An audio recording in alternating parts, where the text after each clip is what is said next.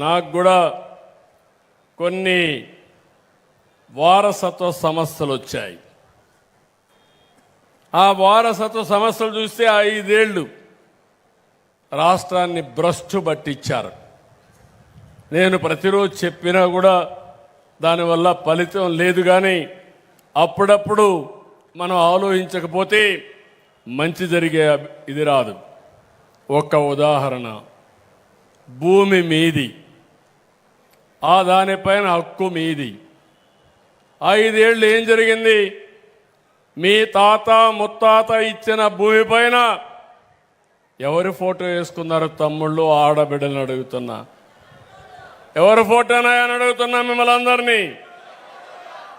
భూమి మీది ఫోటో అయింది. ఏం చెప్పాలో నాకైతే అది ఇప్పుడు అంటాడు నా పాలసీయే బెటర్ అంట, ఆయన పాలసీయే కరెక్ట్ అంట.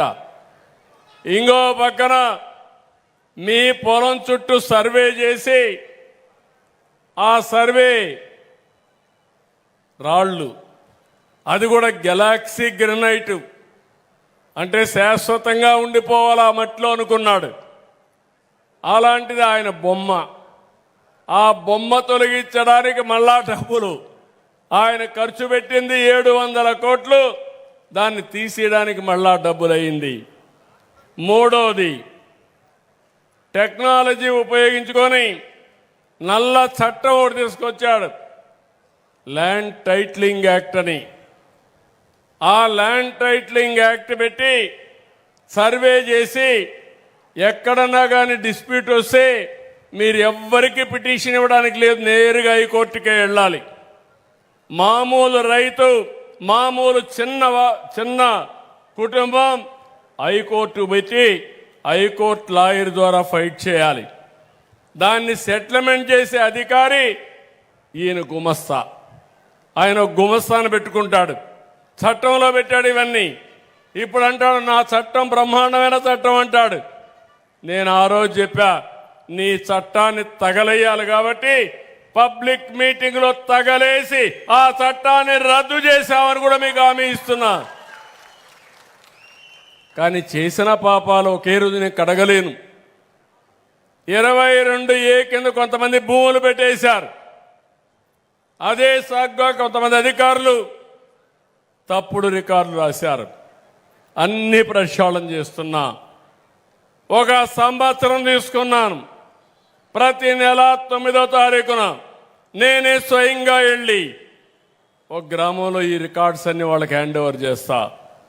1 రూపాయి అవినీతి లేకుండా, ఎవ్వడు కూడా తప్పు చేయకుండా ప్రక్షాళన చేసి పూర్తిగా రికార్డ్స్ అన్ని ఇచ్చే బాధ్యత నేను తీసుకుంటున్నాను.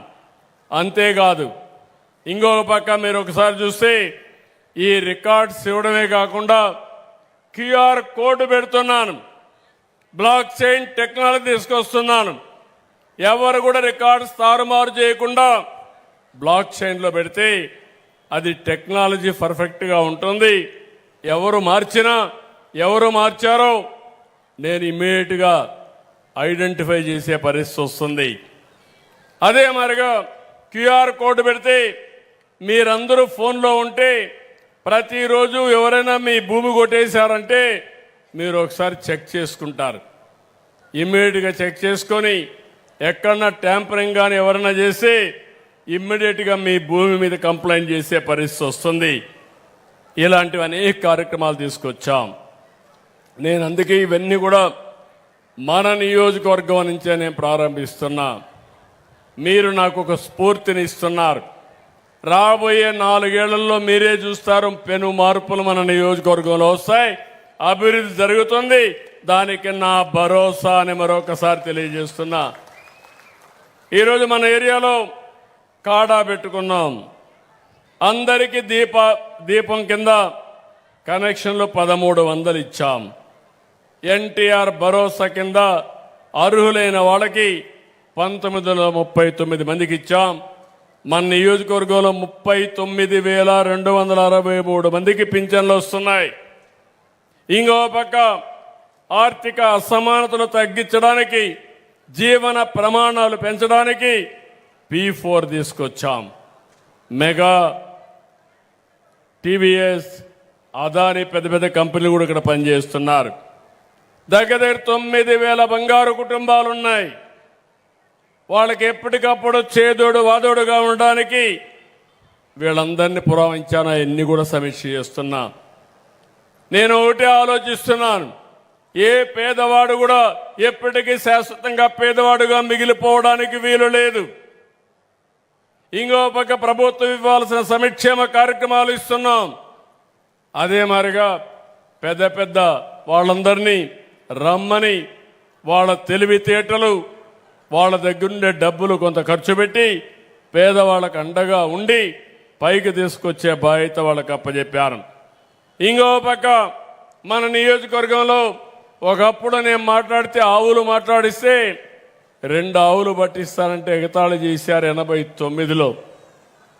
ఈరోజు మన దగ్గర మీరు చూస్తే దగ్గర 5,60,000 లీటర్లు పాలు వచ్చే నియోజకవర్గం కుప్పం నియోజకవర్గం. ప్రతి ఒక్క ఇంటికి ఆవులున్నాయి. పాడి పరిశ్రమ ఉంది. ఈ 1.5 ఇయర్లో 82,000 లీటర్లు పెరిగింది. శ్రీజ వాళ్ళు ఒక వెటనరీ క్లినిక్ మొబైల్ పెట్టారు. ఇంకో పక్కన అనేక ఫ్యాక్టరీలు కూడా వస్తున్నాయి. హార్టికల్చర్ పెంచాం. 5,522 హెక్టార్లుంటే 6,546 హెక్టార్లకు పెంచాం. దీనివల్ల 1,72,000 మెట్రిక్ టన్నులు సెరికల్చర్ పెరిగింది. పట్టు పరిశ్రమ 20% పెరిగింది. మిల్లెట్స్ అన్ని కూడా ప్రకృతి సేద్యంలో ముందుకు పోతున్నాం. ఈ ప్రకృతి సేద్యం కూడా మీరు ఒకటే గుర్తుపెట్టుకోవాలి, మనం అందరం కూడా కల్తీ లేని గాలి పిలవాలంటే మనం తినే తిండి కూడా మీరు గుర్తుపెట్టుకోవాలి. యూరియా, కెమికల్ ఫెర్టిలైజర్స్ వేసిన పొలంలో మీరు ఆహారం తింటే మన ఆరోగ్యానికి మంచిది కాదు. మన పెద్దవాళ్ళని ఒకసారి గుర్తు చేసుకోండి. నేను చిన్నప్పుడు చూసేవాడిని, వేరే వాళ్ళ కోసం పంట పండించేవాళ్ళం, అందులో కాస్త కోస్త యూరియా వేసేవాళ్ళు. ఇంటి కోసం మాత్రం సొంతంగా కూరగాయలు అన్నీ పండించుకుంటే దాంట్లో ఎరువు వేసేవాళ్ళం కాదు, ఇవన్నీ వేసేవాళ్ళం కాదు. ఆవు పేడ ఇలాంటి మామూలు ఇదేసి ఆకులు ఇవన్నీ వేసి పండించేవాళ్ళం. ఇప్పుడు పరిస్థితులు మారాయి. దీనివల్ల అనేక సమస్యలు వస్తున్నాయి. నేను ఇప్పుడు కొత్తగా ఒక ప్రాజెక్టు మన నియోజకవర్గంలోనే ప్రారంభించాను. ఆ ప్రాజెక్టు పేరు మీరు చూస్తే ఏదైతే మన దగ్గర సంజీవని ప్రాజెక్టు, ఇది రాష్ట్రానికే ఒక ఆదర్శం అవుతుంది. నేను ఫేజ్ 1లో మన నియోజకవర్గం మాత్రం 100% క్లినికల్ టెస్టులు చేస్తున్నాం. 42 పారామీటర్లు చేస్తున్నాం. టెక్నాలజీ ఉపయోగిస్తున్నాం. మీ ఆరోగ్యం ఆన్లైన్లో పెడుతున్నాం. అక్కడి నుంచి ఎవరెవరికి సమస్యలు ఉన్నాయో వాళ్ళ మీద ప్రత్యేకమైన శ్రద్ధ పెట్టాం. ఈరోజు రేపు ఒకసారి రివ్యూ చేస్తున్నాం. మన నియోజకవర్గంలో ఉండే అతి పెద్ద సమస్య అనీమియా. అనీమియా రావడానికి మన వాళ్ళు సరైన పౌష్టికాహారం తినకుండా పోవడం, దీనివల్ల ఈ సమస్య వస్తూ ఉంది. రెండవ సమస్య షుగర్ ఉంది, డయాబెటిక్ ఉంది. మూడోది హైపర్ టెన్షన్ ఉంది. ఈ విధంగా ఒక 5-6 డిసీజులు ఉన్నాయి. నేను అందుకనే ఆలోచిస్తున్నా, దేశంలోనే ఒక మోడల్గా తయారు చేయడానికి సంజీవని ప్రాజెక్టు కుప్పంలో ప్రారంభించాం. మీ అందరి ఆరోగ్యాన్ని కాపాడే బాధ్యత ఈ ప్రభుత్వం తీసుకుంటాం. ఈరోజు కూర్చోమ్మ పర్లమన్ వదిలి, డోంట్ మేక్ ఇట్ ఇష్యూ. ఈరోజు మీరు ఒకసారి గుర్తుపెట్టుకోవాల్సింది, ఈ ప్రాజెక్ట్ వస్తే మీలో కూడా ఒక చైతన్యం రావాలి. ఈ ప్రభుత్వం మీకోసం పనిచేస్తున్నాం. ఏమి పనిచేస్తున్నామో మీరు అర్థం చేసుకోవాలి. ఈ కొండోళ్ళు అడుగుతున్నాను, ఇటీవల ఏఎన్ఎంలు కానీ ప్రైమరీ హెల్త్ సెంటర్లో ఉండే డాక్టర్లు కానీ మీరు ఎవరైనా ఫోన్ చేస్తే మీకు ఫోన్లో అపాయింట్మెంట్స్ ఇప్పిస్తున్నారు. ఇంకో పక్క ప్రపంచంలో ఉండే నాలెడ్జ్ని మీ ఇంటికి తీసుకొచ్చే బాధ్యత మీకు మెరుగైన వైద్య సౌకర్యాలు కల్పించే బాధ్యత నేను తీసుకుంటానని చెప్పి మీకు తెలియజేస్తున్నా. అందుకే పేరు సంజీవని. ఆ రోజు లక్ష్మణుడు మూర్చబోతాడు యుద్ధంలో. అప్పుడు కాపాడుకోవాలంటే ఏంటని అడిగితే సంజీవిని మొక్కదెమ్మంటారు. అప్పుడు తెమ్మని హనుమంతుడికి పురమిస్తే హనుమంతుడిని నేను పోయి తెస్తానని తెలియక ఆ కొండ పర్వతాన్ని తీసుకొస్తాడు. ఆ పర్వతంలో ఉండే మొక్క తీసుకొని లక్ష్మణుడికి ట్రీట్మెంట్ ఇస్తే బతకతాడు. అందుకే చెప్పాను, ప్రపంచంలో ఉండే మెడికల్ నాలెడ్జ్ని మీకు ఎలాంటి అనారోగ్య సమస్య ఉన్నా దానికి సూటబుల్గా తయారు చేసే బాధ్యత మీ ఇంటికి తెచ్చే బాధ్యత తీసుకుంటామని మరొకసారి హామీ ఇస్తున్నా. అయితే మీలో కూడా చైతన్యం రావాలి. నేను చెప్తే ఈయన ఇట్లే మాట్లాడతాడులే, మేము ఇట్లే ఉంటాంలే అంటే కుదరదు. అందుకే నేను అడుగుతున్నా, ఇప్పటికి ప్రారంభించి కొన్ని రోజులైంది. చిత్తూరు మొత్తం పెట్టాం, రాష్ట్రం మొత్తం చేస్తున్నాం. 2026 ఈ సంవత్సరంలో రాష్ట్రం మొత్తం సంజీవిని ప్రాజెక్ట్ ని జయప్రదం చేసే బాధ్యత మాది. ప్రారంభించిన కుప్పంలో మీరేం చేస్తారో మీరు చెప్పాలి. ఇప్పుడు సంజీవిని ప్రాజెక్టు గురించి తెలుసన్న వాళ్ళు చేలు పైకెత్తండి. సంజీవిని గురించి ఓకే, ఎంతమంది మీరు ఇంతవరకు ఫోన్లు చేసి అపాయింట్మెంట్ ఫిక్స్ చేసుకోవడం కానీ వాళ్ళు ఇచ్చిన మెడికల్ అంతా కూడా ఫాలో కావడం ఎంతమంది చేస్తున్నారు? చేలు పైకెత్తండి. ఓకే, ఇంకా తక్కువ ఉన్నారు. మీరు ఆరోగ్యంగా ఉండాలని, సంపూర్ణ ఆరోగ్యంగా ఉండాలని నేను కోరుకుంటున్నా. హాస్పిటల్కి పోవాలని నా కోరిక లేదు. ఒకవేళ హాస్పిటల్కి పోతే మీరు తినేది కెమికల్సే. ఒకవేళ మరీ కానీ శృతి మించి కానీ అనారోగ్యం అయితే హార్ట్ ఆపరేషనో ఇంకోటి కట్ చేస్తే మన శరీరాన్నే కట్ చేసుకున్నట్టు అవుతుంది. ఆ పరిస్థితి రాకూడదు అనుకుంటున్నా. అందుకే 3 రకాలుగా ఆలోచిస్తున్నాను. ప్రివెంటివ్ హెల్త్ అంటే రోగాలు రాకుండా మీకు చెప్పడం. 2, మీకేదైనా సమస్య వస్తే ఆ సమస్య ఎప్పటికప్పుడు చెప్పి మెరుగైన మందులు, అదే మరిగా దాన్ని రాకుండా ఉండాలంటే ఏం చేయాలని తిండి, అదే సమయంలో మీ లైఫ్ స్టైల్. నేను ఎన్ని చెప్పినా సాయంత్రం 4 క్వార్టర్లు మందు వేసుకుంటే నేను చెప్పిన మందు పనిచేయదు. అలాంటి సమస్యలు కూడా ఉంటాయి. లేకపోతే రాత్రింబగుళ్ళు తిరుగుతూ ఉంటే సరైన పూటకు భోంచేయకపోతే నేను చెప్పింది పనిచేయదు. అదే మరి ఇంకొక పక్కన అన్నెసరిగా హాస్పిటల్కి రావాల్సిన పని లేదు. మీ ఇంటి దగ్గరనే మీరుండి అవసరమైనప్పుడు డాక్టర్ మీ ఇంటికే రావడం కానీ అంబులెన్స్ పంపించి అంబులెన్స్ ద్వారా అర్ధగంట ముందు మీకు పికప్ చేయడం. 26 సంవత్సరంలో ఎయిర్ అంబులెన్స్ వస్తుంది, డ్రోన్ అంబులెన్స్ వస్తుంది. మీ హాస్పిటల్లో, మీ ఇంట్లో, మీ రోడ్లో ఎక్కడైనా యాక్సిడెంట్ అయితే నేరుగా డ్రోన్ అంబులెన్స్ వచ్చి మిమ్మల్ని ఎక్కించుకొని ఏ హాస్పిటల్కి కావాలంటే ఆ హాస్పిటల్ తీసుకుపోయి మీకు ట్రీట్మెంట్ ఇచ్చే ఏర్పాట్లు చేస్తున్నాం. ఇవన్నీ కూడా ఊహాజనితంగా ఉంటాయి, బట్ సాధ్యం. ప్రయోగాలు జరిగాయి, ఉన్నాయి. రాబోయే రోజుల్లో ఇవన్నీ చేయబోతున్నాం. మీలో కానీ అలాంటి ఆలోచన వస్తే నేను చెప్పిందంతా కూడా మీరు దీన్ని అమలు చేయగలిగితే బ్రహ్మాండమైన ఫలితాలు వస్తాయి. ఈరోజు ఇక్కడ మేము చూస్తున్నాను, కేర్ అండ్ గ్రో. మన పిల్లలు చిన్నప్పుడు కొన్ని డెఫిషియన్సీస్ ఉంటాయి.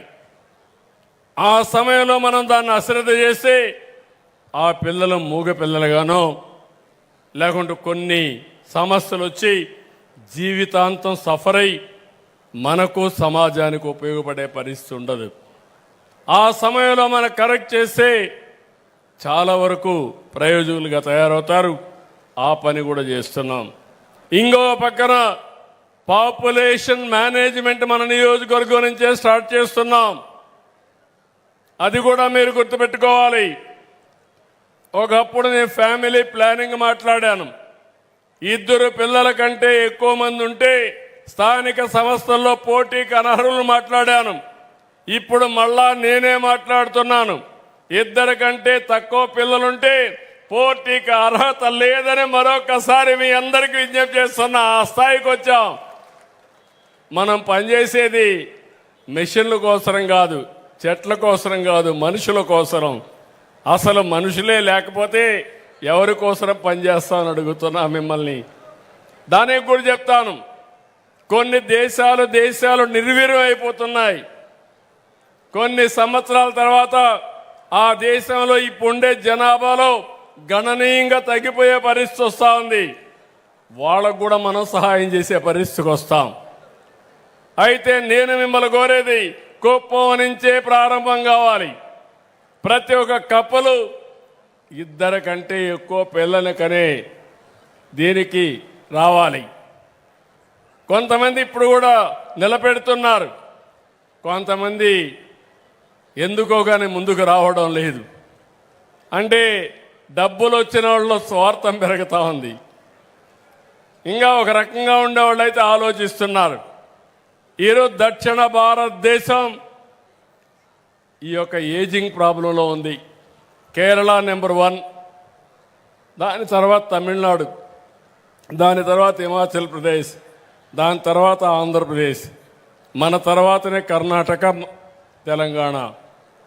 ఇప్పుడు అందుకే నేను పిలిపిస్తున్న, ముందు జాగ్రత్త పడకపోతే మనం కూడా మొత్తం నష్టపోతాం. అందుకే దీన్ని కూడా నేను తీసుకుంటున్నాను.